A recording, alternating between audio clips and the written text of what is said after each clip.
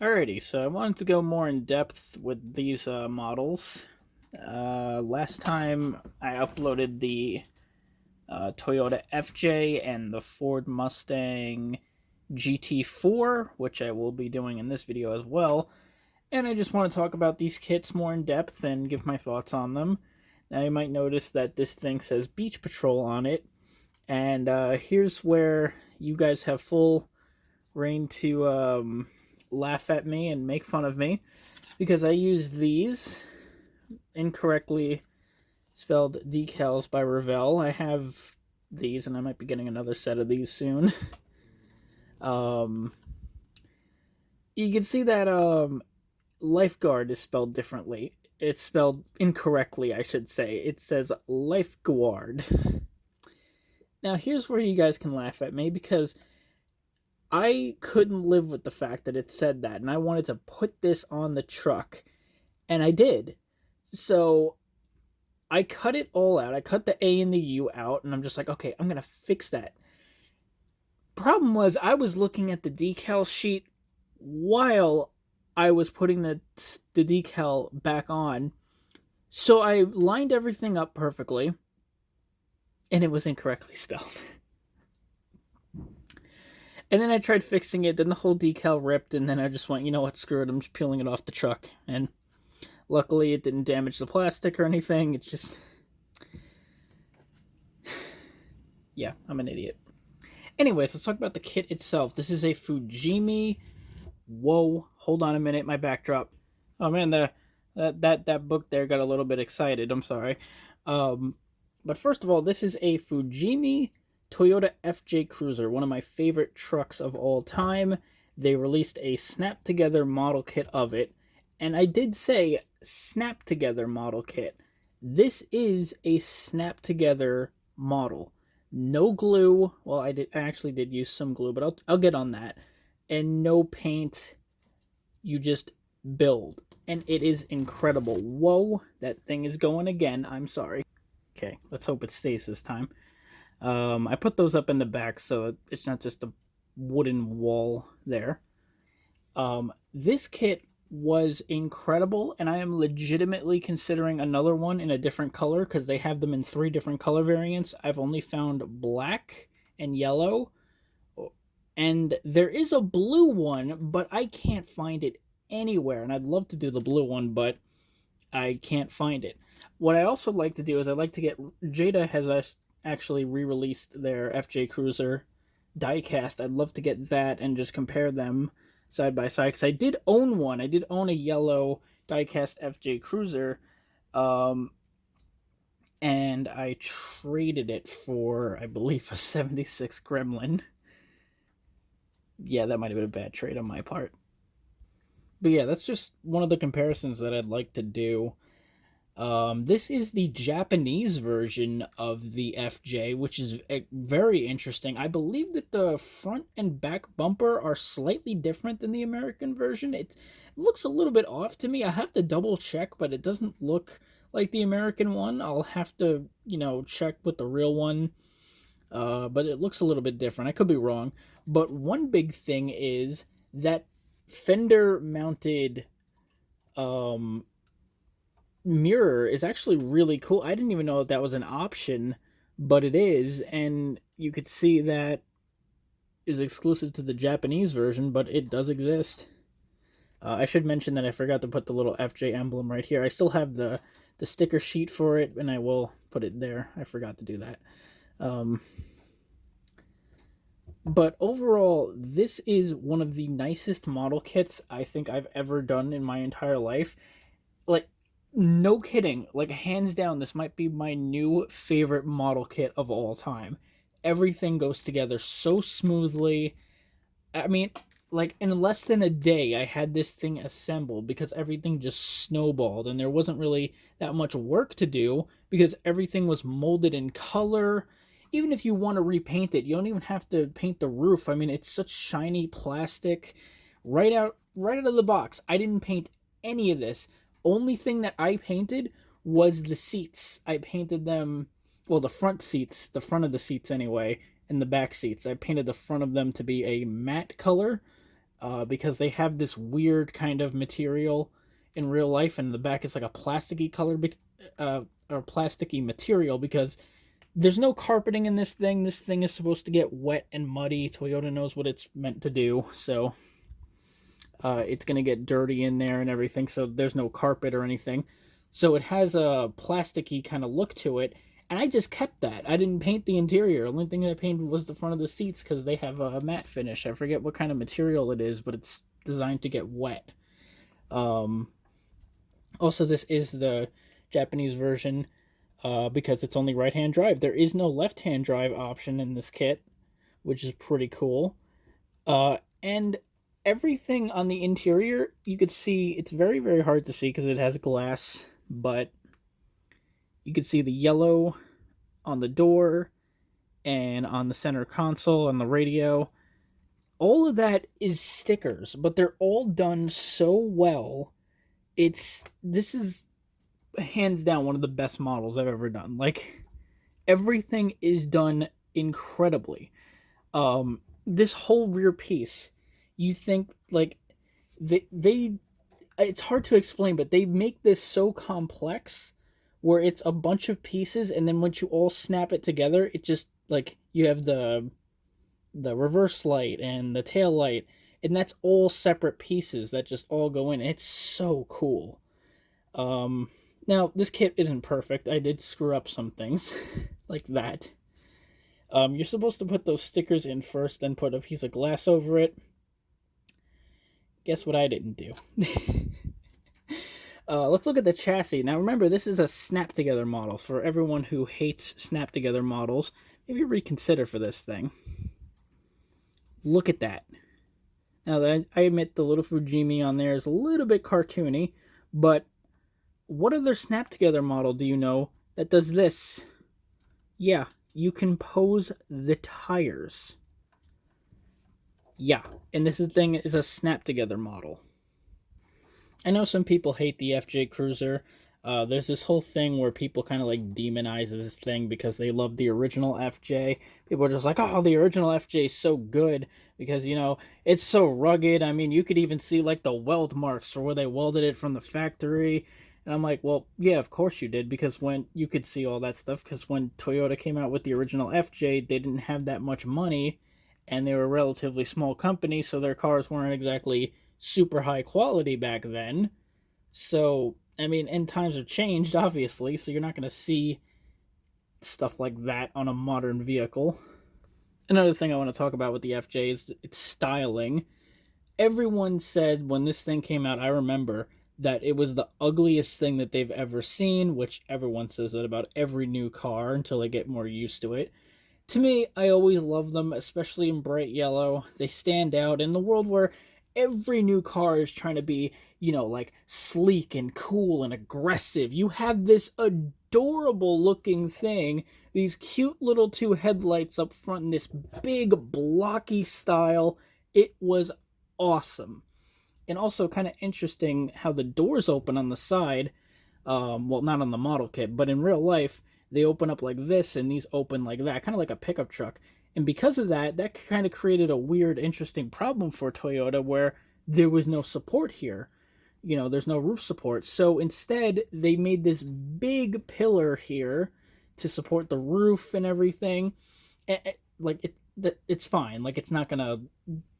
Like, this thing isn't going to fall apart. Like, you don't have to worry about the roof, like, caving in or anything. Like, you're fine. But that's just how they had to do it. And it kind of created this big blind spot here.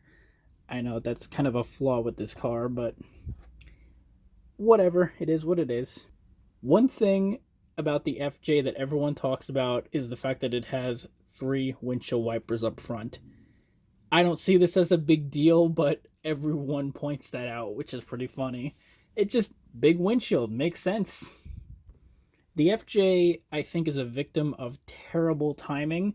If you look for one of these online right now to buy, these things hold their value. They still sell like they're new. The reason why is because the market for off-road SUVs has exploded recently.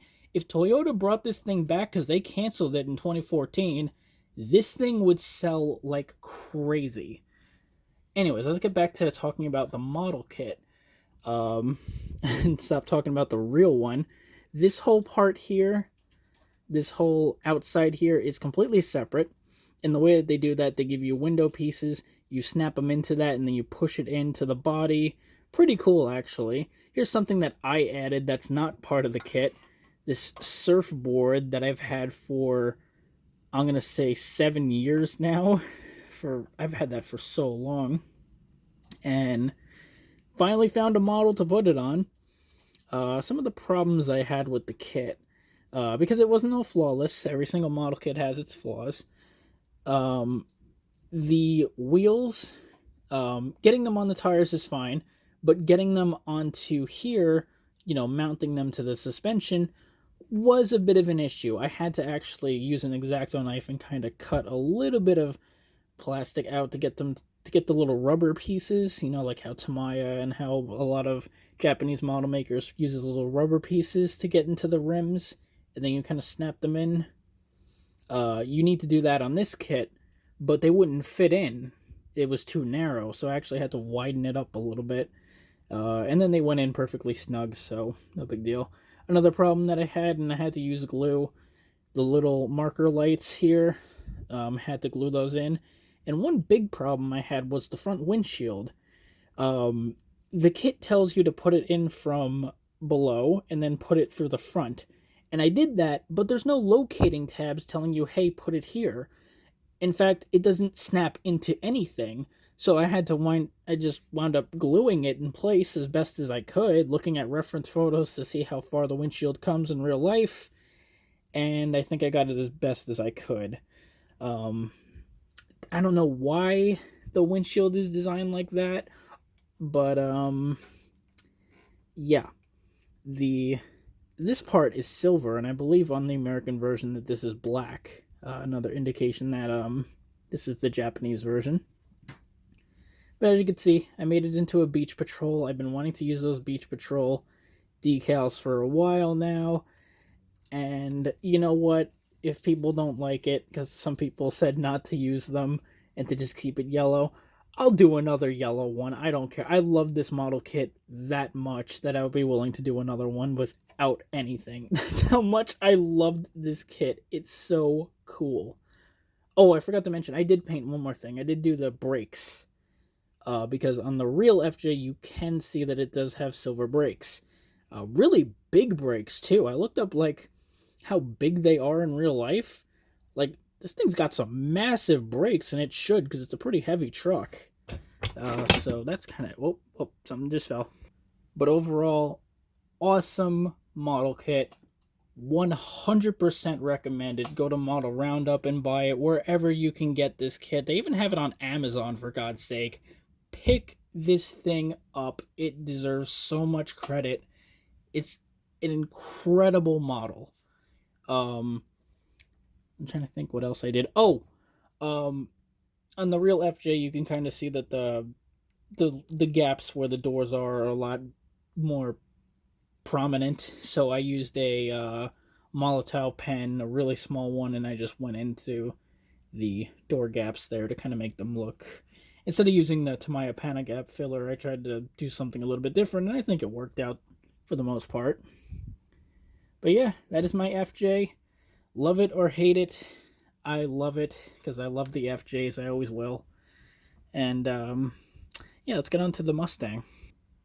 Alrighty, I imagine a lot of people wanted the Mustang more than the FJ. But this was another model kit that I just loved. Literally, I opened the box, and 9 hours later, I was still assembling stuff, but just loving this thing. Not that much paint work. I painted the mirrors, the rims, and the body, and a bunch of other things. The seats, the dashboard, a lot of all the... Basically everything that's black on the vehicle and gray is what I painted. What I didn't paint was the roll cage and the interior and the chassis, because on the real car that's bright white, which kind of makes sense because I imagine that all these cars are white and they just wrap them with different wraps to make them look different. Kind of like how NASCAR does, where it's just like a plain body. At least that's what I think they do with these. But it's pretty freaking awesome. I love this car. There's the bottom of it, bright white. Hand painted the exhausts and the transmission. It has a fake engine. It gives you a hint of an engine and it looks really weird. But once you put this underneath there, it's fine. I was worried that you might see it through the vents, but you don't. Awesome. So what did I do? I mean, in the video you saw me paint this thing flat gray, and then I polished it, and I think it looks pretty good. It's not as glossy as I'd like it to be, because it's really glossy in real life, but I kind of like the semi-gloss kind of look to it. It looks awesome. Now this thing isn't perfect by any means. I did not know that the Molotow pens, which I use to black out around the taillights, do not like floor polish, and they like disintegrated when I painted over it with floor polish. So that was an interesting experience. While I was polishing it, this decal was not set, and I didn't know that. I thought it was everything was dry. I waited long enough. I waited like over an hour, but it pushed it, so they're uneven, which is fantastic. But the brakes are not painted gold like they should be, or that copper color, simply because I don't have that color, which is a bit of a bummer. I'm not sure what the point of this is. And a weird little stripe that Ford put on there, but whatever. Totally cool. But I loved this model. Absolutely phenomenal. They make you put in a little decal, and then you put a piece of glass over it so it actually looks like the turn signal and everything. So cool. You have your tow hooks from when your car is being towed. When. And they even have the gas tank, which is completely closed off, but it is there.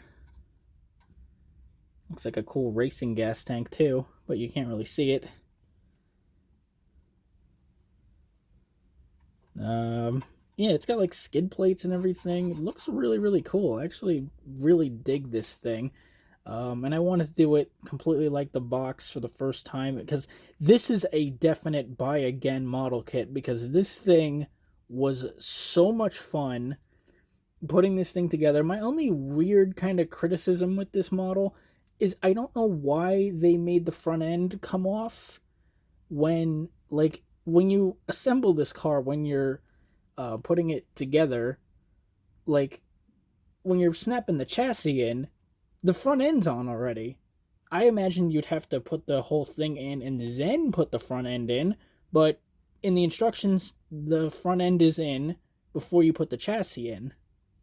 So I don't know what the point is for having this come off and having it where you basically have to paint it separately, but I took it off the sprue immediately, put it on the front with tape, and painted it with the car. It made it a hell of a lot easier. My biggest problem with this car was when I was finishing it up, because there was a part of me that was at this big moral dilemma, and you see it in the video where I was showing the slideshow.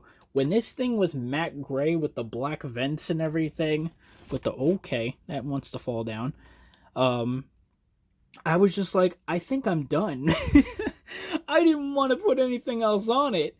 I was just like, this thing just looks awesome just in flat gray. Why don't I just keep it like that? And eventually I just went, you know what? I just need to do this thing like the box, and I just did it. Oh, man, but I really loved it in flat gray, and I was just considering at the time just going, the car's done. Like, I didn't even want to do it, but I was just like, you know what? I gotta do it. I gotta commit. and do the decals, and they're actually really well done. I actually really like the way the decals go on. They went on really easy. I just used water. I didn't use any decal, whatever it is, stuff, and they went on perfectly fine. I actually really like them. Now there are more that I didn't put on. There's like this weird fake carbon fiber, and it's on the spoiler too. And I didn't do those on the front. But there are more decals, and they give you both variations. So if you want to do the white one, you have the option to do it. If you want to do the gray one, you can do that. I have a cool idea for this car in the future. I'm thinking maybe like a lime green color with black stripes, if I could get those to look like the 2020 Shelby. Oh, that would be so cool.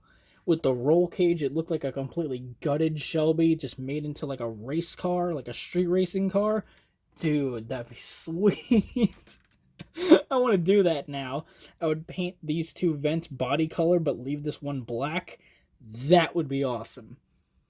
Anyway, I'm running out of time. I'll see you guys next time. Let me know what you guys think. And yeah, I'll see you guys in the next video.